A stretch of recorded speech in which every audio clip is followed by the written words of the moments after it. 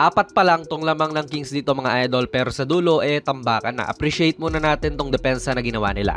Check na check nila ang Warriors dito. Kaunting paalala lang din mga idol, no? Ang coach nitong Kings na si Mike Brown naging assistant coach ng Warriors for 6 years. So itong mga pinatatakbo ng Kings, pati syempre yung mga eskema nila masasabi nating may DNA ng Warriors. Mamaya makikita nyong may mga similarities din.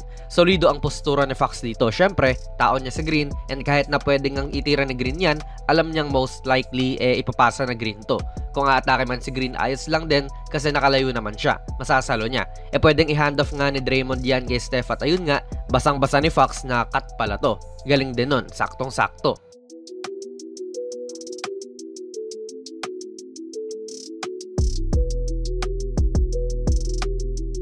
Kung gusto mo pa ng mga videos katulad nito, baka pwede ka mag-subscribe idol, palike na rin po ng ating video, nakakatulong to sa build up ng channel natin. Hindi lang ito ang first time na ma-mention natin yung ganitong dilemma ng Warriors. Napaswitch nga si Kuminga kay Sabonis pero nauhuli siya ngayon. Mabuti na lang at andito si Wiggins mga idol, kinailangan talaga mag-help ni Wiggins dyan para syempre maiwasan ang pasa kay Domas. Yun nga lang naiiwan niya yung tao niya. At sa buong karera ni Barnes, disenteng shooter siya, hindi mo pwedeng basta-bastang iniiwan.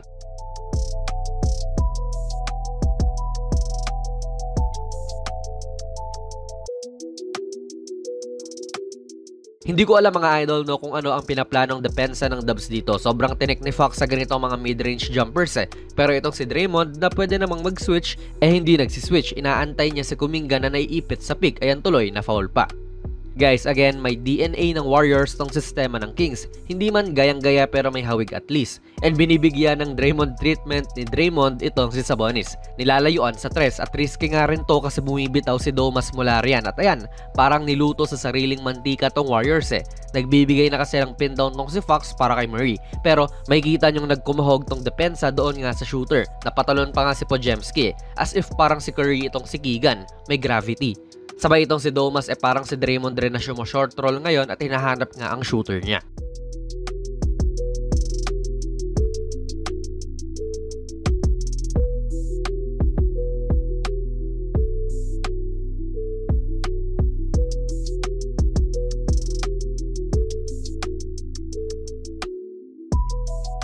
Again guys, ginagamit na naman ng Kings itong play na ito na i-screen si Fox para kay Keegan. Sabay si Domas naman titignan kung ano ang mangyayari.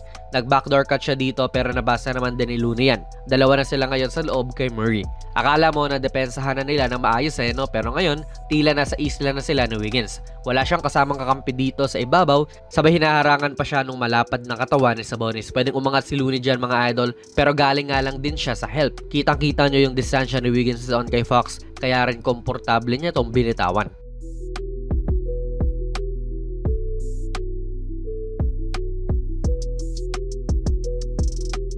Since si Keegan Murray nga po tong shooter mga idol, dapat markado na yan Tumatakbo na siya towards doon sa bola at hindi hinahanda ni Draymond yung sarili niya para mag-show dyan at wag man lang siyang patirahin. Sumabay naman si Draymond pero late na nga lang. Init din ito ni Murray this game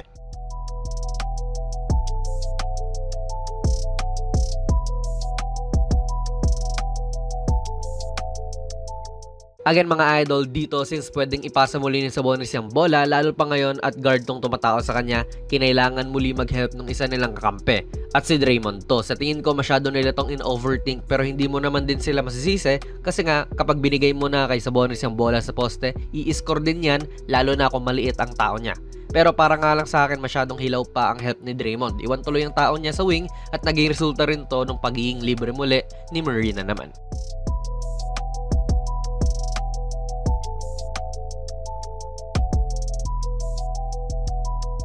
Guys, isa pang malaking dahilan ng pagkakatalo at pagkakatambak nga nitong Dubs yung hustle din nila. Tambak sila rito pero tila mas gusto pa nung Kings na makuha yung bola. This game din po nagkaroon ng Kings ng 15 na offensive rebound sa buong laro. Sabay nagresulta pa to ng 25 second chance points. 25 puntos din yun mga idol na pwede sanang hindi mangyari kung nakukuha lang ng Warriors yung mga rebounds nila. Out-hustled talaga sila ng Kings this game. Dito nga kita natin na mas inunahan pa ni Barnes tong si Draymond para sa rebound. Kung mas pumesto si Green dyan at binax out niya tong si Barnes, di sana nakuha na ni Kuminga yon. Parehas patuloy silang tumalon, sabay itong si Domas pa yung nakakuha.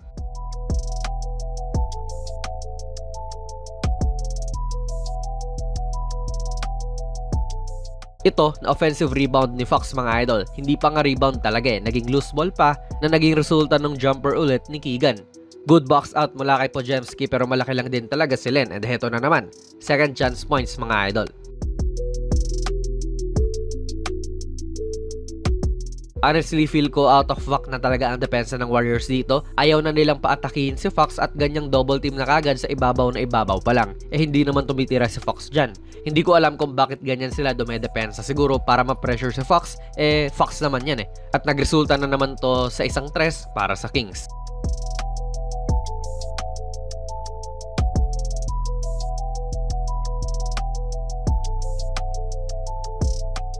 Ayun nga mga idol, yes, hindi rin talaga nakatulong na yung isang player na aasahan mong bubuhat din ng opensa nyo naging non-factor bigla sa laro na ito. Malamang kung nag-init din si Clay, di ibang usapan siguro ngayon ang mayroon tayo. Pero hindi mo naman pwedeng sa kanya lang isisi yung pagkakabaon nyo. As a team, out-hustled talaga kayo. Sabi nga natin kanina, 25 na second chance points ang naibigay ng Warriors. Masyadong marami talaga yan knowing na ang Warriors ang best rebounding team sa buong liga noong regular season. Suddenly, this game po ay hindi sila gaanong nakakasecure ng rebound. Plus, yung mga plays din ng Kings ay effective para kay Keegan Murray na halos kaparehas lang din ng plays doon sa Warriors. Para sa akin, mas naging handa na team lang din talaga itong Kings mga idol. Na-check nila ang Warriors at sila pa ang nakakapagdikta ng laro kahapon.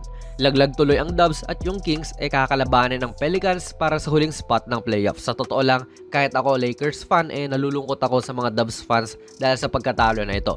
Kita mo rin naman sa mukha nila Kerr, nila Steph na may uncertainty din talaga. Lugmok din sila at we might be seeing ang posibleng end sa era na ito ng Warriors. Ano po ang masasabi niyo sa video natin ngayon? Ilagay nyo lang po ang inyong mga komento sa ating comment section sa baba. Plug na rin po natin ang ating very first merch mga idol. Ako po ang nag-design mismo nitong Kobe vintage shirt. $689 lang yan at ayan po ang nilalaman kapag bumili ka.